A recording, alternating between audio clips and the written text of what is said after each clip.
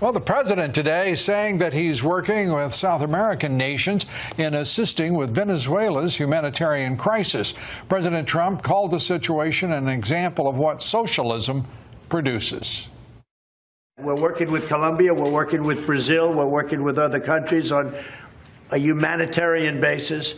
Venezuela's in very sad shape. That shows you about socialism. I mean, that shows you what happens. You take a country that was so wealthy 15 years ago, and today they don't have water and they don't have basic food.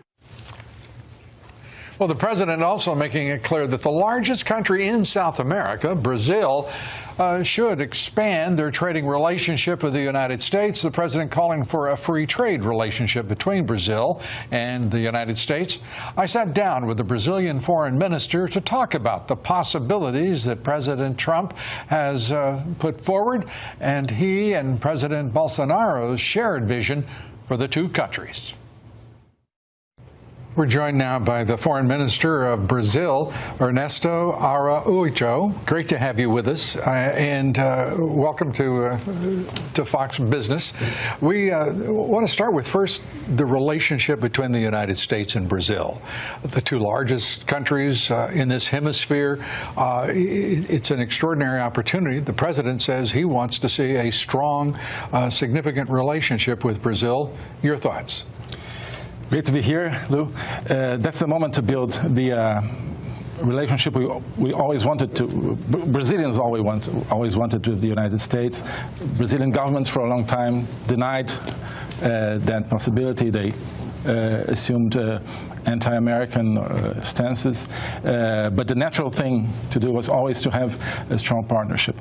Our diplomatic tradition, the good diplomatic tradition, is that Brazil wants to be a big player in the world, and for that you need a strong relationship with the United States. So we want to go that way. Brazil has always, historically, as you suggest, been oriented toward the European Union. It has also been politically, ideologically, far more leftist than the United States. That, with the election of the Bolsonaro government, that is obviously changing. How critical is that to succeeding in building a strong trading relationship, a strong relationship between the United States and Brazil? Yes, we're changing the whole economic and political approach that was wrong, that gave us maybe 40 years of economic stagnation, of corruption, of inefficiency, partly because we try to follow, let's say, the welfare state model without the means, without being able to afford it. But that was because of some sort of intellectual elite, not because of the Brazilian people. Brazilian people identify much more, I think, with the American way.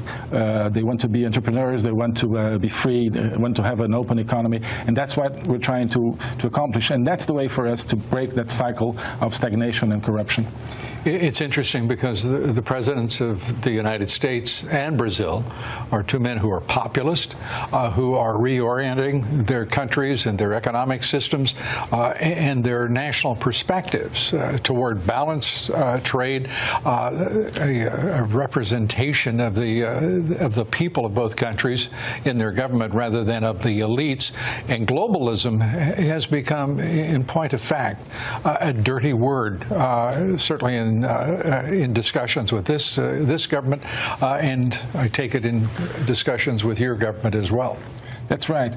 I think we have two leaders, two great presidents who want to build strong nations, strong economies, and we want to connect with each other to have that. For Brazil, certainly this would be immensely important for the project that we have of an open, competitive economy and for freedom across the world, across our region and the world.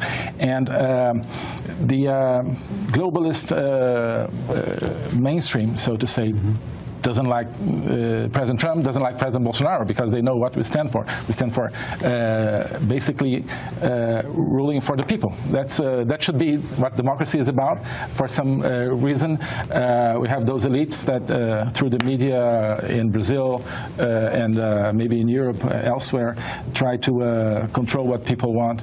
In Brazil, we have a very clear situation like that. You have the government, and then you have a smoke screen that is the media that tries to hide what we're doing, but the people are watching, and we want to work for the people.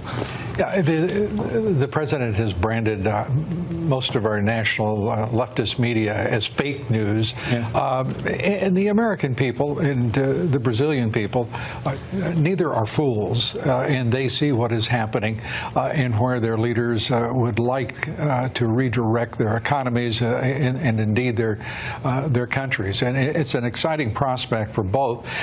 There are some details in that. One is national security for Brazil and for the United States, and for the role of the two countries in this hemisphere. As we are looking at Cuba, we're looking at Venezuela, and both the disappointment of their economic and ideological models, but also some of their aggression that they try to extend throughout the hemisphere.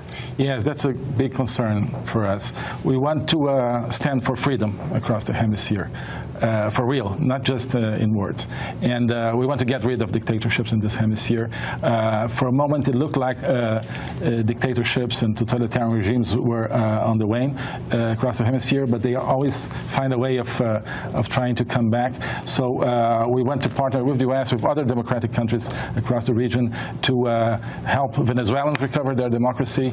We have to address other non-democratic countries in the region and the nefarious role they play.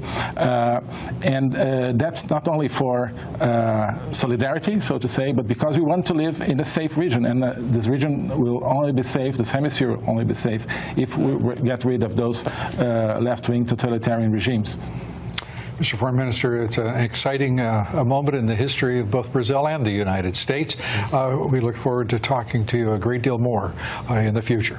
Thanks so much. Likewise. Thank you very much for the privilege. Good to see you. Great.